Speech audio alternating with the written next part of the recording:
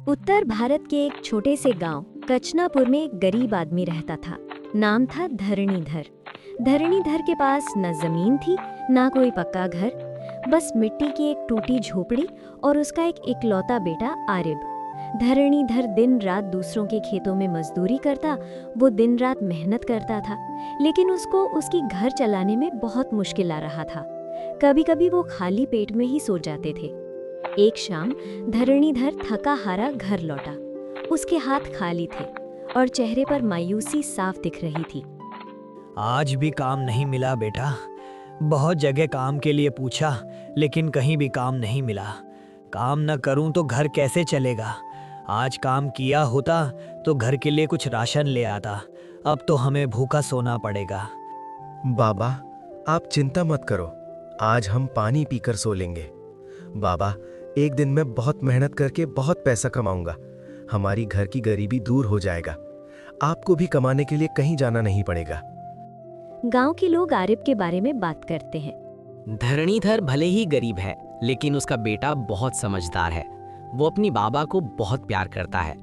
वो पढ़ाई अच्छा करता था, लेकिन उसकी पढ़ाई छूट गई। क्या करता बेचारा, घर में पढ़ाई के लिए पैसे भी तो नहीं था। अधूरा रह गया उसका पढ़ाई। एक दिन धरणीधर रास्ते में जा रहा था, तभी उसको मास्टर जी मिल जाते हैं। धरणीधर, तुम्हारा बेटा पढ़ाई के लिए क्यों नहीं आ रहा है? वो बहुत अच्छा पढ़ता है, वो हमेशा फर्स्ट होता है, वो बहुत बुद्धिमान भी है।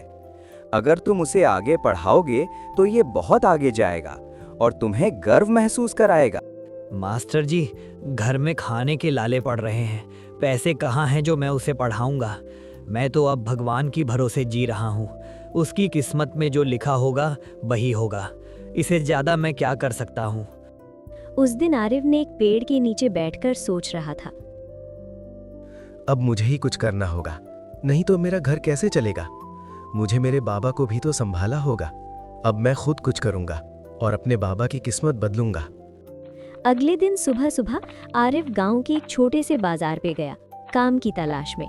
उसकी जेब में सिर्फ कुछ पैसे थे, लेकिन उसके दिमाग में एक ऐसा विचार चल रहा था जो उसकी जिंदगी ही बदल सकता था। मेरे पास तो बहुत कम पैसे हैं। ऐसा क्या काम करूं जो बहुत सारे पैसे कमा सकूं? मुझे कुछ दिमाग लगाना होगा। उस बाजार में जगवंत सेठ नाम का एक व्यापारी आया हुआ था। आरिफ ने उस सेठ के पास जाता है और कहता है, सेठ जी, मेरे पास ये 15 रुपए ही हैं। मुझे आप कुछ ऐसा दीजिए जिससे मैं कमाई शुरू कर सकूं। मुझे पैसे की बहुत जरूरत है, आप मेरी मदद कर दीजिए। अरे बेटा, इतने पैसे में तो आजकल कुछ नहीं आता। मैं तुम्हें क्या दूं? लेकिन आरिफ की आंखों में आत्मविश्वास देखकर सेठ थोड़ा रुका। अगर आप चाहें तो मैं इन कुछ पैसों से आपको भी फायदा दिला सकता हूं। आप एक बार विश्वास करके तो देखो। अच्छा, तो बताओ तुम्हें क्या चाहिए? मुझे सूखे जड़ी बूटी और कुछ नीम के पत्ते दे दीजिए, इससे मेरे काम हो जाएगा। सेठ हैरान तो हुआ, लेकिन उसने मजाक मजाक में उसे पत्ते दे दिए। आरिफ ने उन पत्तों को छोटे छोटे पुड़ियों में बांटा। बाजार में आवाज लगाने लगा, ले लो ले लो, घर को मच्छरों और बीमारी से बचाने वाली प्राकृतिक औषधि। घर पर ले जाइए और मच्छर से छुटकारा पाइए, बहुत सस्ते दाम पर। ले जाइए, हर घर की मुश्किल की समाधान ले जाइए। गांव में उस समय मच्छरों का बहुत आतंक था। लोग परेशान थे और आरिफ की बात उन्हें सही लगी। बाजार पे आए हुए सब लोग उसकी पुड़िया खरीदने लगे। कुछ ही पल में वो सारे पुड़िया बेच दिया। जितना पैसा उसने लगाया था उससे 2 गुना पैसे कमाए। मैं समझ रहा था क्या करेगा ये सब लेके, लेकिन ये लड़का तो बड़ा समझदार निकला, मानना पड़ेगा। शाम को जब आरिफ घर लौटा और उसने जितने भी पैसे कमाए अपने बाबा के हाथ में रख दिए, धरणीधर पूछने लगा, बेटा, ये पैसे कहाँ से लाया है तू? बाबा, ये मेरे दिमाग की कमाई है। आज बाजार से कमाई करके लाया हूँ। अब से मैं काम करूंगा, घर चलाऊंगा। अब खाने के लिए चिंता करने की कोई जरूरत नहीं। आप बस आराम करो। मैं आपको दुनिया की सारी खुशी देना चाहता हूँ। उस दिन पहली बार उनके घर में खुशी आई। वो दोनों उस दिन पेट भर के खाना खाए। अब उस गांव में और आसपास के गांव में आरिफ की तारीफ करने लगे। लेकिन जहां तारीफ होती है वहां जलन भी पैदा होती है। गांव का सबसे अमीर आदमी था विभान चौधरी। उसके पास खेत, धन, नौकर चाकर सब कुछ था, लेकिन उसे एक गरीब लड़के की तारीफ बिल्कुल पसंद नहीं आई। एक गरीब लड़का और लोग उसकी तारीफ करने लगे हैं। क्या है उसके पास? मेरे जैसा धनी तो नहीं है, फिर भी लोग उसकी तारीफ करते लगे हैं। मैं ये कभी होने नहीं दूंगा। उसने अपने खास आदमी रुघान को बुलाया। रुघान, तू कहाँ है? इधर तो आ। जाओ, उस लड़के को परख कराओ। अगर सच में चतुर है तो उसे मेरे सामने लाओ। मैं भी तो देखूं वो कितना बुद्धिमान है, या लोग ऐसे ही कहे रहे हैं। अगले दिन रुघान आरिफ के घर पे आया। आरिफ, तुम घर पर हो क्या? आरिफ घर से बाहर आया। कौन है आप? सुना है तुम बहुत होशियार हो।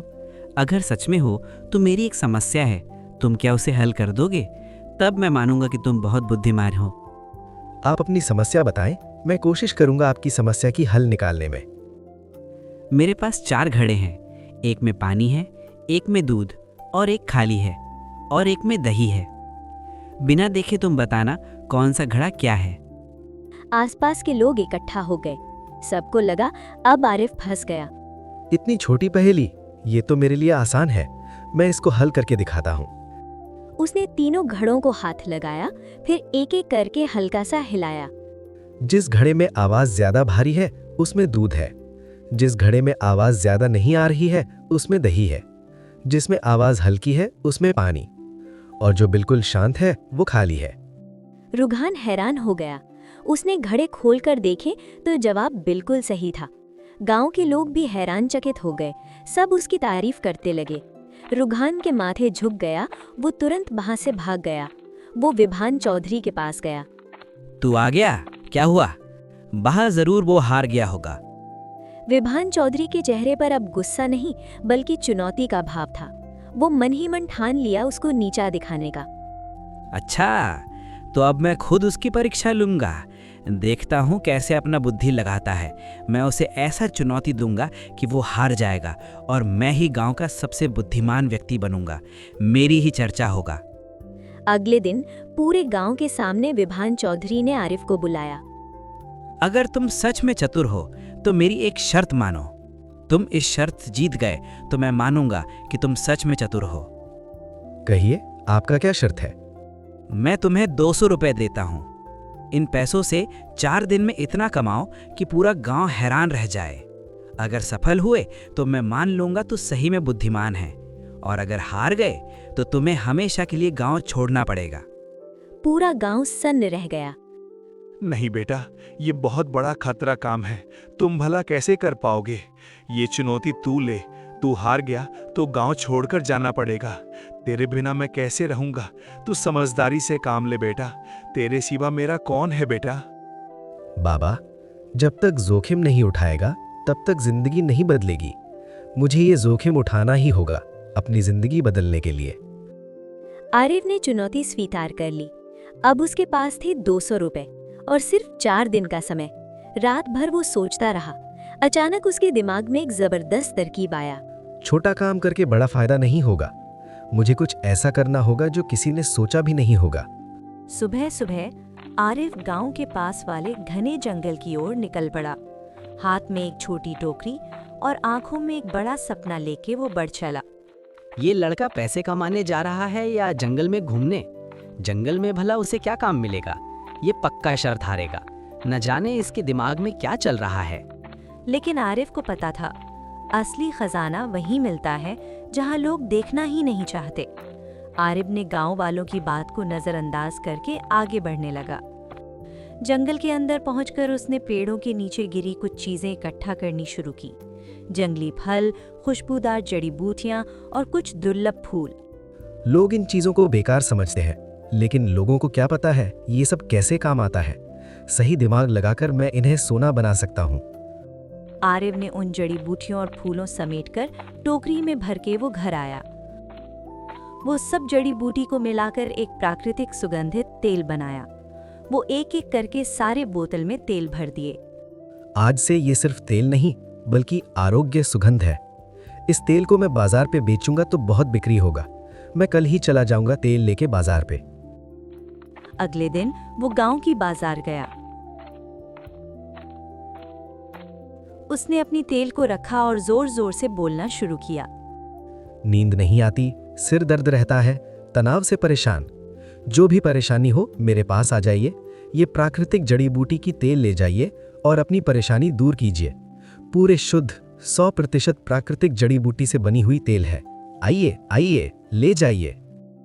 गांव के लोग उत्सुक हो गए। सब लोग आरिफ के पास आए। सब पूछने लगे, क्या सच में ये तेल काम करेगा? अगर सच में फायदा हुआ तो ये तो बहुत काम की चीज है, लेकिन काम नहीं दिया तो? आरिफ ने कुछ लोगों को फ्री में इस्तेमाल करने दिया। शाम तक खबर फैल गई। सब लोग बोलने लगे, अरे वो तेल लगाने से सच में आराम मिला। अगले दिन आरिफ के घर बाहर में के पास लोगों की लाइन लग गई। वो बेचना शुरू कर दिया। मुझे भी एक शीशी दो, मुझे दो देना। आरिफ हर शीशी 30 रुपए में बेच रहा था और उसकी लागत थी सिर्फ 2-5 रुपए। कुछ ही घंटों में वो बहुत सारे पैसे कमा लेता है। लेकिन विभान चौधरी ये सब देख रहा था। वो मन ही मन जल रहा था। ये लड़का तो सच में मुझे चुनौती दे रहा है। इसका इतना दिमाग है, मैं ये होने नहीं दूंगा। मुझे कुछ ना कुछ करना होगा। जाओ, उसके तेल का सच पता करो। अगर जरूरत पड़े तो उसका तेल सारे खत्म कर देना। कुछ भी करो, उसकी बर्बादी करके आनी है।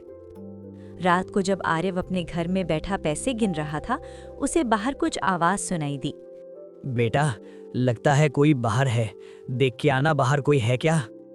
आरिफ धीरे धीरे दरवाजे के पास गया और बाहर झांका। अंधेरे में कुछ परछाइयां दिखाई दी। बाहर 3 आदमी खड़े थे। रुघान भी उन लोगों के साथ था। आरिफ ने सब लोगों को देख लिया था। ये तो रुघान इन लोगों के साथ ये यहाँ क्या करने आया है? लगता है इन सबको सेठ ने भेजा होगा मेरा तेल को बर्बाद करने के लिए। मैं ऐसा कभी होने नहीं दूंगा। बेटा, ये कौन लोग हैं बेटा, जो आधी रात में हमारे घर पे आए हैं? मुझे तो बहुत डर लग रहा है। हम छुप जाते हैं बेटा। इन लोगों के पास तो हथियार भी होगा। उनके सामने हम क्या कर पाएंगे? नहीं बाबा, अगर आज हम डर गए तो जिंदगी भर डर के रहना पड़ेगा। आज तो हम इन लोगों को सबक सिखा के रहेंगे। आप चिंता मत करिए। बाबा, आप चुपचाप पीछे वाले दरवाजे से जाकर पड़ोसियों को बुला लाओ। मैं इन सबको संभालता हूँ। अब देखता हूँ कौन मुझे नुकसान पहुंचाता है। धरणीधर डरते डरते बाहर निकल गया और आरिफ ने घर के अंदर ही अपना जाल बिछा दिया। उसने अपने बनाए हुए तेल को घर सारा फैला दिया और वो दूसरे दरवाजा से निकल गया। कुछ ही देर में दरवाजा जोर से खुला। जैसे ही घर के अंदर सब पैर रखे, सब लोग गिर गए। आरिफ तुरंत दरवाजा बंद कर दिए। उसी समय धरणीधर गांव वालों को लेकर वहां पहुंच गया। सब लोगों हैरान रह गए। क्या हुआ? ये लोग यहाँ क्या कर रहे हैं इतनी रात को? ये सब लोग सेठ की आदमी हैं। मेरा तेल को नुकसान पहुंचाने के लिए आए हुए थे, लेकिन मैं इनकी बुरे इरादे को कामयाब होने नहीं दिए। इन सबको अंदर बंद करके बाबा को आप सबको बुलाने के लिए भेजा था। आप सब लोग भी तो जानो वो कैसा आदमी है। ये लड़का सच्चा और मेहनती है। हम इसके साथ हैं। हम भी देखते हैं कौन इसका नुकसान करेगा। हम उसे नहीं छोड़ेंगे। गांव के लोग उन बदमाश लोगों को बहुत मारा। अगले दिन पूरे गांव में ये बात फैल गई कि विभान चौधरी ने आरिफ को नुकसान पहुंचाने की कोशिश की। अब गांव के लोग आरिफ के साथ खड़े हो गए। विभान चौधरी को जब ये सब पता चला तो वो अंदर से हिल गया। ये लड़का सिर्फ चतुर नहीं बल्कि बहादुर भी है। अब इसे हराना आसान नहीं होगा। इसको दूसरे तरीके से हराना होगा। अब तो गांव के लोग भी उसके साथ हैं। मुझे कुछ बड़ा सोचना होगा, तभी मैं उसे हरा सकता हूँ। कचनापुर गांव अब 2 हिस्सों में बंट चुका था। एक तरफ थे आरिफ के समर्थक और दूसरी तरफ था विभान चौधरी का घमंड। लेकिन अब आने वाली थी वो परीक्षा जो सब कुछ तय करने वाली थी। अगली सुबह गांव के चौपाल में सब लोग इकट्ठा हुए। विभान चौधरी अपने पूरे रौब के साथ आया। आरिफ और उसका बाबा भी आए हुए थे। आरिफ, अगर तुम सच में चतुर हो तो आज मैं तुम्हें आखिरी चुनौती देता हूँ। ये चुनौती जीत गए तो मैं मानूंगा कि तुम चतुर हो। मैं तैयार हूँ, बताइए क्या करना होगा मुझे। तुम्हें बिना किसी पैसे के ऐसा काम करना है जिससे पूरे गांव को फायदा हो। अगर तुम सफल हुए तो मैं अपनी आधी संपत्ति तुम्हें दे दूंगा, और अगर असफल हुए तो तुम्हें हमेशा के लिए गांव छोड़ना पड़ेगा। नहीं बेटा, ये बहुत बड़ा खतरा काम है, तुम भला कैसे कर पाओगे? ये चुनौती तू ले, तू हार गया तो गांव छोड़कर जाना पड़ेगा। तेरे बिना मैं कैसे रहूंगा? तू समझदारी से काम ले बेटा, तेरे सिवा मेरा कौन है बेटा? बाबा, अब पीछे हटने का सवाल ही नहीं। आज मैं चुनौती नहीं लूंगा तो मैं हमेशा के लिए हार जाऊंगा। बाबा, तुम क्या चाहते हो? मैं हार मान लूं, गांव वालों के सामने मेरा इज्जत तार तार हो जाए? अब मैं पीछे नहीं हटूंगा, जो होगा देखा जाएगा। बस आप मेरा साथ दें। आरिफ के पास इस बार कोई पैसा नहीं था। हो भी करना अपनी बुद्धि से करना होगा। वो अकेले नदी किनारे बैठ गया और गहराई से सोचने लगा। इस बार सिर्फ पैसा कमाना नहीं है, पूरे गांव का फायदा करना है। आरिफ गांव में वापस आया और सबको इकट्ठा किया। अगर हम सब मिलकर काम करें तो इस सूखी जमीन को उपजाऊ बना सकते हैं। ये जमीन बहुत बड़ा है। इस जमीन पर हम खेती करेंगे तो गांव की सब लोगों की काम। अरे, ये तो सालों से बंजर है, यहाँ कुछ नहीं उगता, कैसे यहाँ पे खेती करेंगे? अगर सही तरीका अपनाया जाए तो पत्थर में भी फसल उग सकती है। हम जैविक खाद बनाएंगे, नदी का पानी लाकर सिंचाई करेंगे और मिलकर मेहनत करेंगे। शुरुआत में लोग हिचकिचाए, लेकिन धीरे धीरे सब आरिफ की बात मान गए। पूरा गांव एक साथ काम करने लगा। कोई मिट्टी खोद रहा था, कोई पानी ला रहा था, कोई खाद तैयार कर रहा था। विभान चौधरी ये सब देख रहा था। उसके अंदर बहुत जलन था।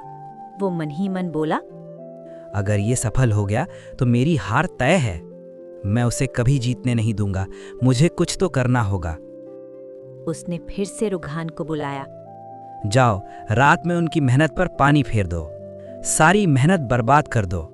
सुबह तक कुछ बचना नहीं चाहिए। रात का समय, गांव वाले थक कर सो चुके थे। रुघान और उसके आदमी चुपके से खेत की तरफ बढ़े।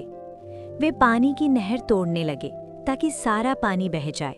लेकिन इस बार आरिफ पहले से तैयार था।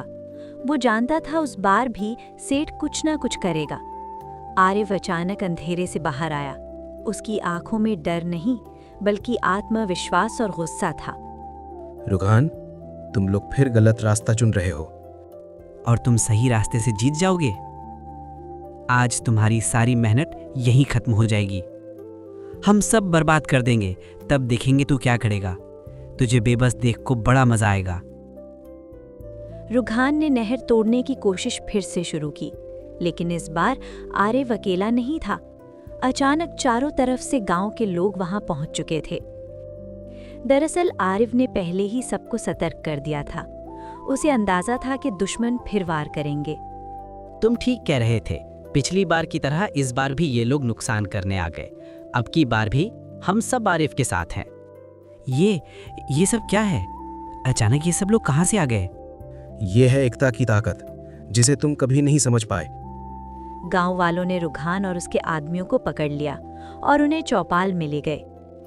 सुबह होते ही पूरा गांव इकट्ठा हो गया।